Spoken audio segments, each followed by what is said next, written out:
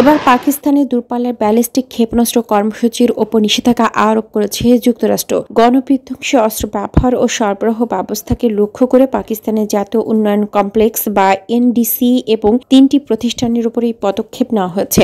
বার্তা সংস্থা রয়টার্স এক প্রতিবেদনে বলেছে, মার্কিন স্টেট ডিপার্টমেন্টের মুখপাত্র ম্যাথিউ মিলার এক বিবৃতিতে এই নিষেধাজ্ঞার বিষয়টি জানান। মার্কিন স্টেট ডিপার্টমেন্ট দাবি করেছে, পাকিস্তানের জাতীয় উন্নয়ন কমপ্লেক্স এনডিসি দেশটির ব্যালিস্টিক ক্ষেপণাস্ত্রের পরিমাণ বাড়ার জন্য দায়ী। দূরপাল্লার ব্যালিস্টিক ক্ষেপণাস্ত্র কর্মসূচি এবং ক্ষেপণাস্ত্র পরীক্ষার সরঞ্জাম সংগ্রহের চেষ্টা করছে তারা। নিষেধাজ্ঞায় বলা হয়েছে, যুক্তরাষ্ট্রে এসব সংস্থার কোনো সম্পত্তি থাকলে সেগুলো জব্দ করা হবে। মার্কিন নাগরিকের সঙ্গে তারা কোনো ধরনের ব্যবসা করতে পারবে না। এনডিসির পাশাপাশি পাকিস্তানের করাচির affiliates international, Akhtar and sons private limited এবং রকসাইট এন্টারপ্রাইজের ওপর নিষেধাজ্ঞা দিয়েছে যুক্তরাষ্ট্র। এই প্রতিষ্ঠানগুলো এনডিসির সঙ্গে মিলে পরমাণু অস্ত্রের প্রয়োজনীয় সরঞ্জাম সংগ্রহ করেছে বলে দাবি মার্কিন স্টেট ডিপার্টমেন্টের। বিশ্বের 7ম দেশ হিসাবে 1998 সালে পাকিস্তান প্রথম পরমাণু অস্ত্র পরীক্ষার সফলতা অর্জন করে। পাকিস্তানের পরমাণু অস্ত্রের ভান্ডারে প্রায় 170টি ওয়ারহেড রয়েছে। দেশটি শাহিন সিরিজের ক্ষেপণাস্ত্র পরমাণু অস্ত্র বহনে সক্ষম। ইসলামাবাদে পরমাণু অস্ত্র বিস্তার রোধে আন্তর্জাতিক চুক্তি স্বাক্ষর করতে অস্বীকৃতি জানায়।